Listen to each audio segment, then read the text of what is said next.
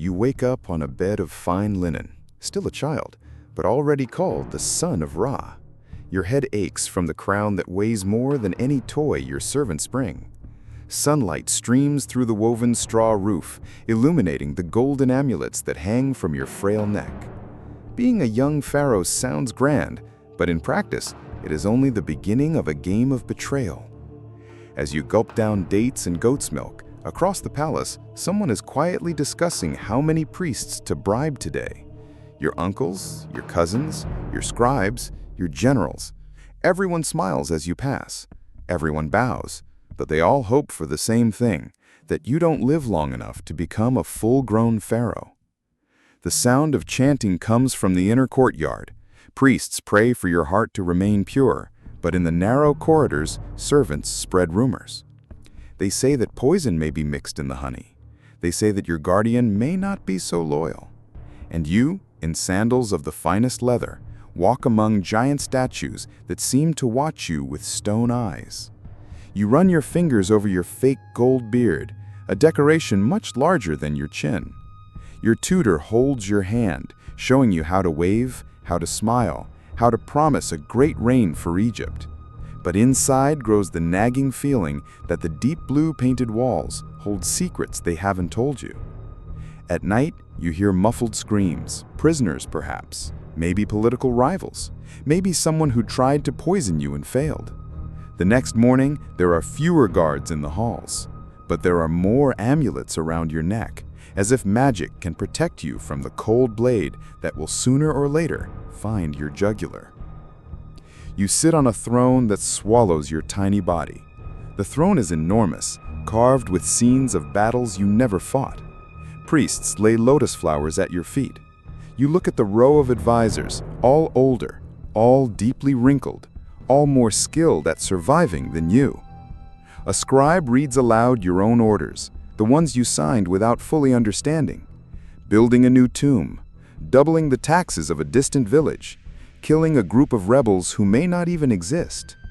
Each decision increases your fame, but also your list of enemies, and the list of potential assassins grows with it. In the temple courtyard, you watch a procession of sacred oxen.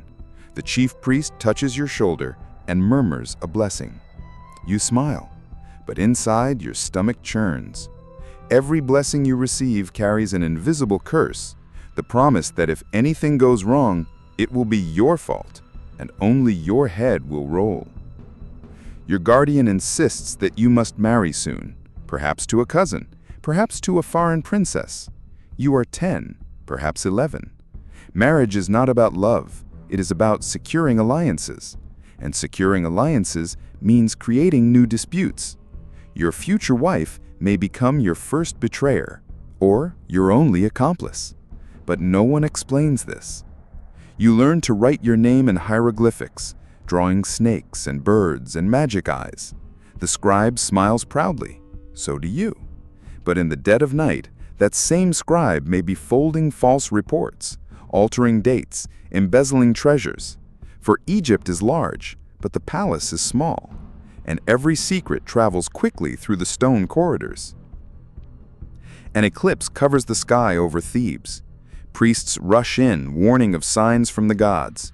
You lie down on a jade bed, surrounded by burning incense.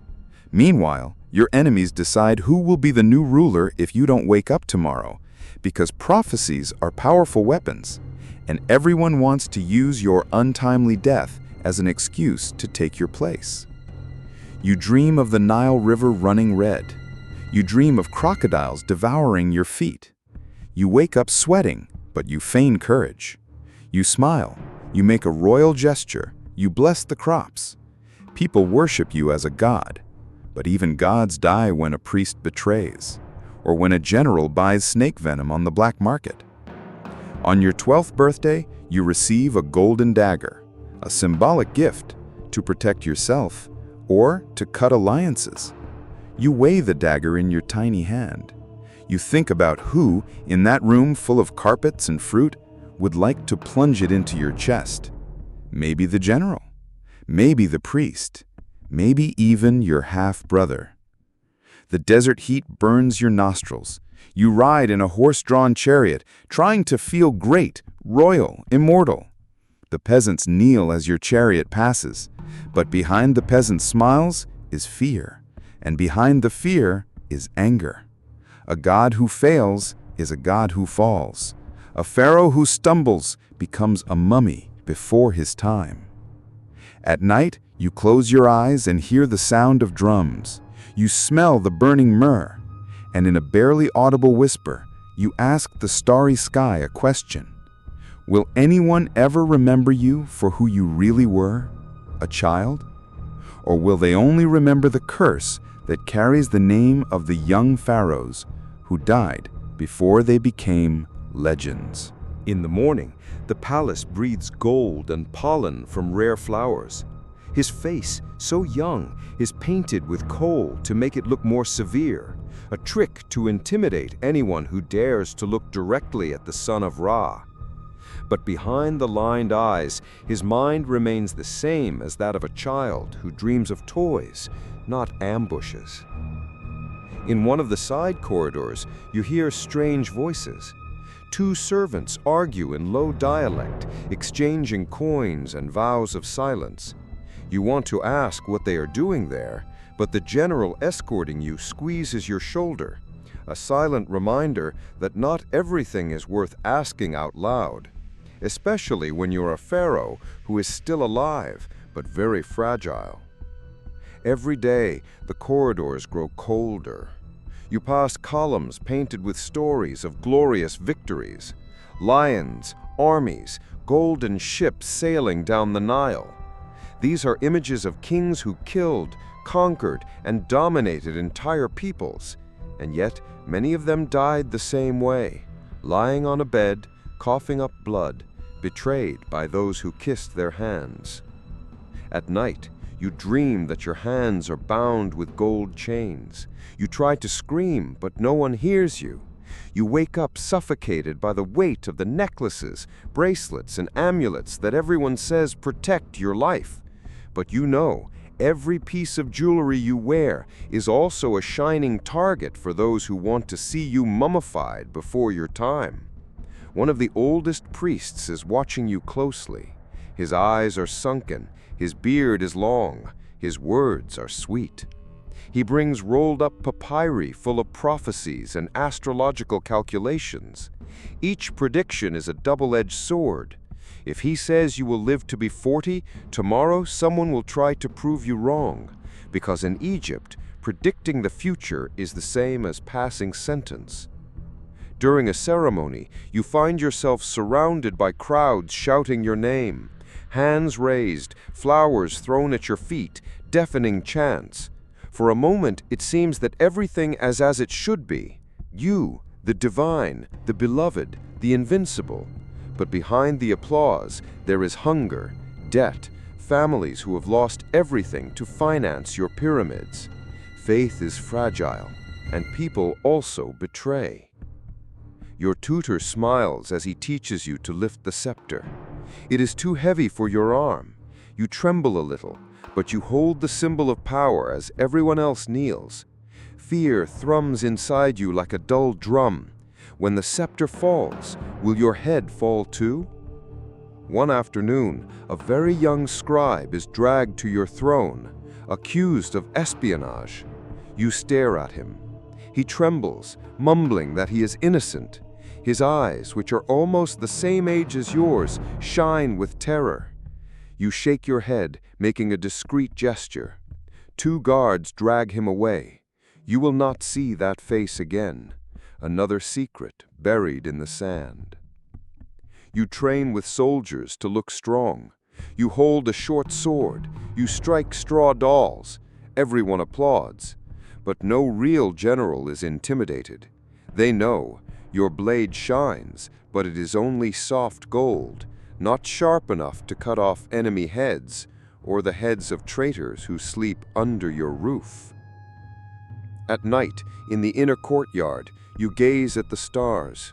You ask the gods if there is a way to escape, maybe run away, maybe disappear into the desert, live like an ordinary man, without a mask, without a crown, without rituals. But the Nile whispers another truth. Pharaohs do not run away. Either they reign until the end, or the end comes to find them. A young priest offers you wine. He whispers that the drink was purified in the temple. You sip it slowly, savoring the sweet taste, trying to ignore the slight burn that runs down your throat. And for a second, you wonder, could it be today? Could the poison be here, swimming in your blood, waiting for the right moment to stop your childish heart? The palace is filled with foreign gifts, jewels, fine cloths, perfumes. Each chest is another disguised trap. Perhaps there is a hidden letter, an embedded blade, a spy disguised as a servant.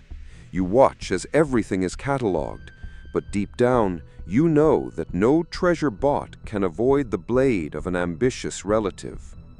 On the walls, his artists paint his portrait, tall, strong, with muscles that do not yet exist, a colorful lie to deceive future generations. You watch the fresh paint dry as his figure takes on the contours of a god. But as for God, there is only a child too tired to resist. On a sweltering afternoon, you cross the Nile River on a barge.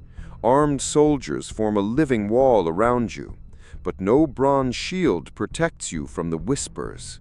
A servant approaches, pretends to straighten his clothes, mutters something about a cousin plotting. You don't answer.